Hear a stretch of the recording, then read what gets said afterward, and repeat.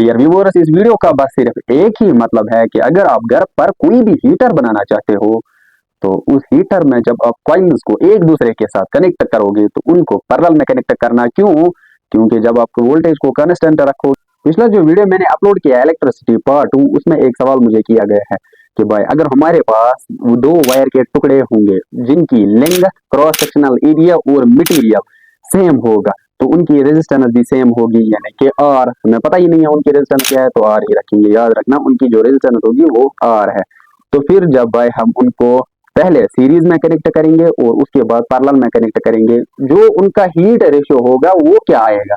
उनका जो heat ratio यानी कि उन दोनों को कंबाइन करके जो हीट रेशियो निकलेगा वो क्या होगा और वो हम कैसे निकालेंगे हमें आता ही नहीं है। बट एक बात याद रखना, जो हीट रेशियो निकालना है दो वायर को कनेक्ट करते हुए पहले सीरीज में और फिर पैरेलल में, बट एट कांस्टेंट वोल्टेज। जो वोल्टेज है वो कांस्टेंट है, ये हमें ध्यान में रखना है। जो वोल्टेज है वो कांस्टेंट रखना है। सबसे पहले हमें एक सर्किट बनाना है, उसमें हमें दो वायर्स को पहले पहले सीरीज में लगाना है और उसके बाद पैरेलल में लगाना है, तो फिर हम हीट रेशियो निकाल सकेंगे। तो सबसे पहले हमें ये पता होना चाहिए कि जब हम दो वायर्स या दो रेजिस्टर्स को सीरीज में कनेक्ट करेंगे उसके लिए हमें एक फार्मूला लगाना है आर एस, यानी कि टोटल रेजिस्टेंस इन सीरीज बराबर होता है R1 प्लस R2। R1 हमें पता है R ही है, प्लस R2 हमें पता ही है वो भी R है। R plus R is equal to 2R, यानी total resistance in series 2R है। अब हम पैरेलल में देखेंगे। पैरेलल में निकालने के लिए हमें पता है 1 बाई आर पी बराबर होता है 1 by R1 plus 1 by R2। हमें पता है R1 भी R है प्लस R2 भी R है, तो 1 by R1 plus 1 by R2 is equal to 1 by R plus 1 by R, that is equal to 2 by R। ये आपको आता ही होगा। 2 बाई R को हम इनवर्स करेंगे तो R बाई 2 आएगा, यानी कि जब हम इन दो वायर्स को पैरेलल में कनेक्ट करेंगे उस वक्त इन दो वायर्स की रेजिस्टेंस R बाई 2 आएगी।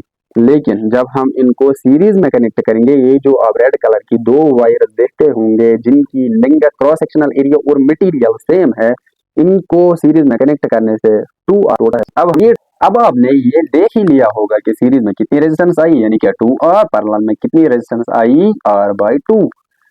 अब आपको ये पता होना चाहिए कि हीट रेशियो क्या है। हीट रेशियो होती है जब हम सीरीज में इनको लगाएंगे वहां कितनी हीट जनरेट होगी, फिर जब हम इन वायर्स को पैरेलल में लगाएंगे तो वहां यहाँ पे कितनी हीट जनरेट होगी।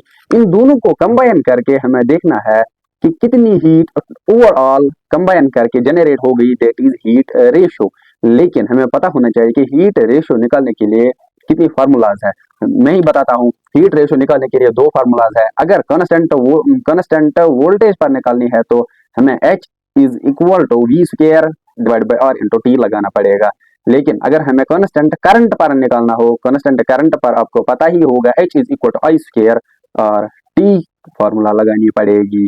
तो चलो हम ये देखते हैं कि हमारी जो फार्मूला है वो कौन सी है। हमारी जो फार्मूला है H is equal to V square into T divide by R। ये फार्मूला लगानी है क्योंकि कांस्टेंट वोल्टेज पर है। अब ये सवाल आता होगा कि पैरेलल में कनेक्ट करेंगे, सीरीज में कनेक्ट करेंगे, हीट रेशियो जो होगा उसकी जो फार्मूला होगी वो सेम ही होगी। हाँ, पैरेलल में कनेक्ट करो या सीरीज में कनेक्ट करो, फार्मूला सेम होगी एट कांस्टेंट वोल्टेज।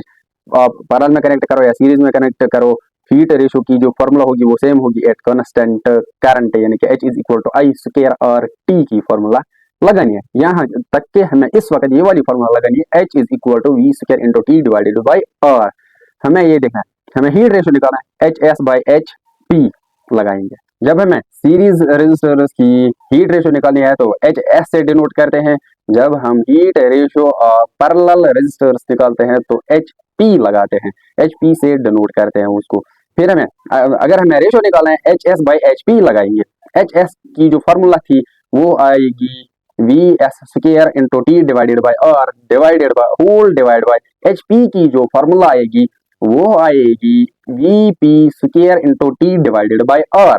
हम देखेंगे ऊपर सेम और नीचे सेम। सेम सेम क्या है, उन दोनों को काटेंगे, V स्क्वायर डिवाइड बाई नीचे भी V स्क्वायर है, इन दोनों को काटेंगे और ऊपर भी T नीचे भी T, इन दोनों को काटेंगे तो वो क्या आएगा, वो आएगा 1 by R S divided whole divide by 1 by R P.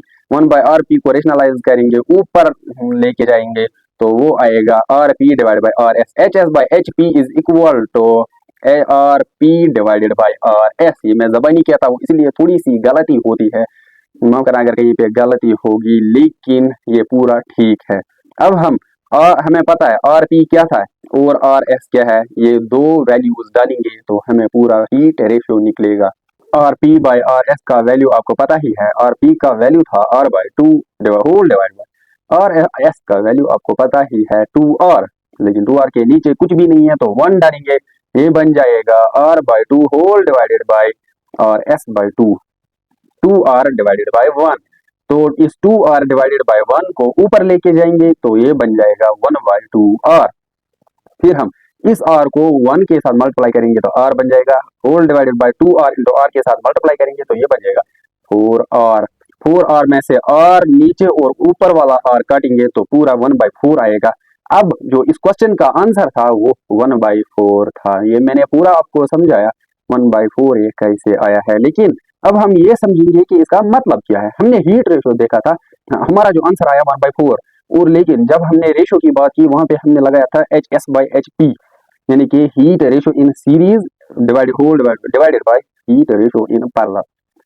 हमने ऊपर देखा था heat ratio in series and heat ratio in parallel is equal to, फिर हमने आगे आगे चला था, लेकिन सबसे पहले हमने H S by H P लगाया था। H S by H P का वैल्यू अब आया है 1/4, यानी कि जब हम सीरीज में लगाएंगे तो वहां एक हीट जनरेट होगी, एक मानना, लेकिन जब हम पैरेलल में लगाएंगे तो वहां 4 टाइम्स हीट जनरेट होगी एज कम्पेयर टू सीरीज में। सीरीज में 1 जूल, मान लो कि 1 जूल, और जो हीट जनरेट होगी पैरेलल कम्बिनेशन में वहां 4 जूल की हीट जनरेट होगी। तो इस पूरे क्वेश्चन का आंसर 1/4 है। डियर व्यूअर्स, इस वीडियो का बस सिर्फ एक ही मतलब है कि अगर आप घर पर कोई भी हीटर बनाना चाहते हो तो उस हीटर में जब आप कॉइल्स को एक दूसरे के साथ कनेक्ट करोगे तो उनको पैरेलल में कनेक्ट करना। क्यों? क्योंकि जब आप वोल्टेज को कांस्टेंट रखोगे तो रेजिस्टेंस जो होगी पैरेलल में वो डिक्रीज हो जाएगी, यानी कि रेजिस्टेंस कम हो जाएगी, जो करंट है वो इंक्रीज हो जाएगा। करंट के इंक्रीज होने की वजह से हीट जो है हीट ज्यादा से ज्यादा जनरेट होगी। लेकिन अगर आपने इन कॉइल्स को सीरीज में कनेक्ट किया तो होगा क्या, जो रेजिस्टेंस है वो बढ़ेगी। रेजिस्टेंस के बढ़ने की वजह से और जो वोल्टेज है वो ऑलरेडी कांस्टेंट है, वोल्टेज कांस्टेंट है, जो रेजिस्टेंस है वो बढ़ गई।